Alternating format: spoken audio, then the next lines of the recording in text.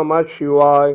कलिकाल में चित्त की शुद्धि के लिए श्रीमद् भागवत कथा के समान मृत्युलोक में पाप पुंज का नाश करने वाला दूसरा कोई पवित्र साधन नहीं है। जो लोग निरंतर दुराचार में ही तत्पर रहते हैं वे सभी पापी कलयुग में भागवत कथा सप्ताह से पवित्र हो जाते हैं। श्रीमद् भागवत महात्म के इस भाग में प्रस्तुत है एक सुंदर कथा। कृपया भक्ति रस का अमृत पान करें। पिछले वीडियो में आपने सनकादि ऋषियों के श्रीमुख से श्रीमद् भागवत के महात्म को जाना। सूत जी कहते हैं, उस समय भक्तों के चित्त में अलौकिक भक्ति का प्रादुर्भाव हुआ। देख भक्त वत्सल श्री भगवान अपना धाम छोड़कर वहां पधारे।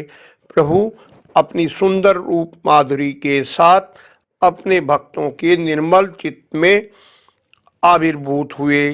सूत जी कहते हैं, मुनीश्वरों, मैंने यह अद्भुत अलौकिक महिमा देखी।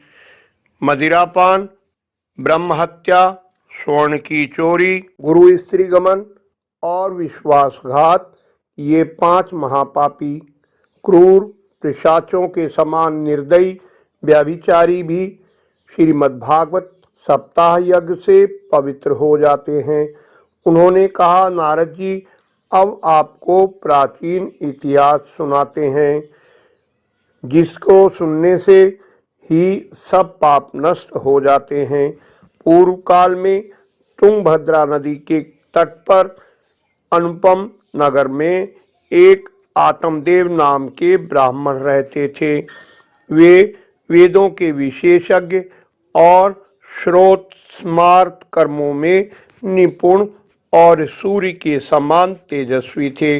वे धनी होने पर भी भिक्षाजीवी थे। उनकी पत्नी धुंधली बहुत क्रूर, झगड़ालू और अपनी बात पर अड़ जाने वाली थी। घर में सुख सुविधा होने पर भी उनके कोई संतान नहीं थी। अवस्था ढलने लगी तो आत्मदेव ने अनेक प्रकार के दान और धर्म कर्म किए, परंतु संतान नहीं हुई। एक दिन वह ब्राह्मण देवता बहुत दुखी होकर वन को निकल पड़ा। थक जाने के कारण वह एक तालाब से जल पीकर वहीं बैठ गया। 2 घड़ी बीत जाने पर वहां एक महात्मा आए। जब महात्मा जल पी चुके तो ब्राह्मण आत्मदेव उनके चरणों में प्रणाम करके उनके सामने दुखी होता हुआ खड़ा हो गया। सन्यासी ने पूछा, कहो ब्राह्मण देव, दुखी क्यों हो? ब्राह्मण ने कहा, महाराज, मैं पूर्व जन्म के संचित कर्मों का क्या वर्णन करूं। मेरे पितृ मेरे द्वारा दी गई जलांजलि के जल को चिंता जनित सांसों से कुछ गर्म करके पीते हैं। देवता और ब्राह्मण मेरा दिया हुआ प्रसन्न मन से स्वीकार नहीं करते। मैं जिस गाय को पालता हूँ वह भी सर्वथा बांझ हो जाती है। जो पेड़ लगाता हूँ उन पर भी फल फूल नहीं आते। मेरे घर में भी जो फल आता है वो भी बहुत जल्द सड़ जाता है। संतान के लिए मैं अब इतना दुखी हो गया हूँ कि मुझे सब सूना सूना सा दिखाई देता है। संतानहीन कुल को, घर को, धन को और जीवन को धिक्कार है। जब मैं ऐसा अभागा और पुत्रहीन हूँ तो इस जीवन को रखकर ही क्या करूँगा। यूँ कहकर वह ब्राह्मण उन सन्यासी के सामने फूट फूट कर रोने लगा। तब उन सन्यासी के मन में बहुत करुणा उत्पन्न हुई। वे योगनिष्ठ थे। उन्होंने उसके ललाट की रेखाएं देखकर सारा वृत्तांत जान लिया और उससे कहने लगे, ब्राह्मण, तुम कुटुंब की आशा छोड़ दो, संन्यास में ही सब सुख है। ब्राह्मण ने कहा, महात्मा जी, विवेक से मेरा क्या होगा? मुझे तो बलपूर्वक पुत्र दीजिए, नहीं तो मैं अभी आपके सामने ही प्राण त्याग दूंगा। महात्मा ने कहा, दैव जिसके उद्योग को कुचल देता है, उस पुरुष के समान तुम्हें भी पुत्र से सुख नहीं मिलेगा। जब महात्मा जी ने देखा ये किसी प्रकार अपना हट नहीं छोड़ रहा, तब उसे एक फल देकर कहा, इसे तुम अपनी पत्नी को खिला देना, इससे उसके पुत्र उत्पन्न होगा। ब्राह्मण अपने घर लौट आया और पत्नी से सारा वृत्तांत बताया। धुंधली गर्भवती नहीं होना चाहती थी, इसलिए उसने उस फल को गऊ को खिला दिया। ब्राह्मण ने पूछा तो उसने कह दिया, हाँ मैंने फल खा लिया। कुछ दिन बीत जाने के बाद उसकी बहन मिलने आई तो उसने सारी बात बताते हुए कहा, मैं गर्भधारण नहीं करना चाहती, अब क्या करूं? बहन बोली, तू चिंता छोड़ दे, मुझे बालक होने वाला है, वह मैं तुझे दे दूंगी। तू कुछ धन दे देना, जिससे मैं अपने पति को बालक देने के लिए राजी कर लूंगी। जब बहन के बालक हुआ तो उसने धुंधली के पास पहुंचा दिया। पुत्र जन्म की सूचना से ब्राह्मण आत्मदेव को भारी प्रसन्नता हुई। धुंधली ने कहा, मेरे स्तनों से दूध नहीं आया, बहन के बालक हुआ था जो मर गया है।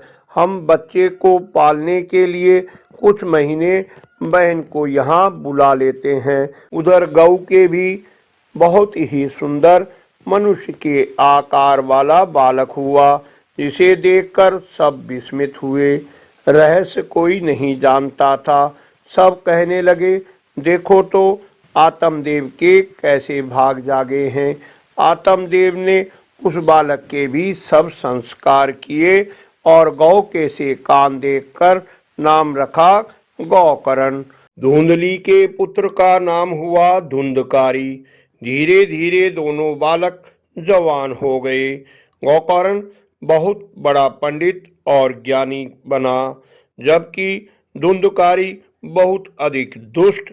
वैश्याओं के चक्कर में पड़कर उसने पिता की सारी संपत्ति नष्ट कर दी। एक दिन उसने माता पिता को घर से निकाल दिया और बर्तन भांडे भी उठा ले गया।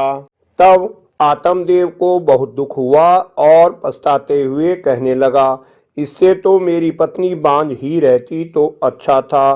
कुपुत्र तो बड़ा ही दुखदायी होता है। अब मैं क्या करूं, कहाँ जाऊं? उसी समय परम ज्ञानी गोकर्ण जी वहां आए और पिता को समझाकर वैराग्य का उपदेश किया। पिताजी, पुत्र किसका, धन किसका? स्नेहवान पुरुष दीपक की तरह दिन रात जलता रहता है। संसार में केवल विरक्त ही सुखी है। इसलिए इस अज्ञान को छोड़ दीजिए। मोह से नरक की प्राप्ति होती है।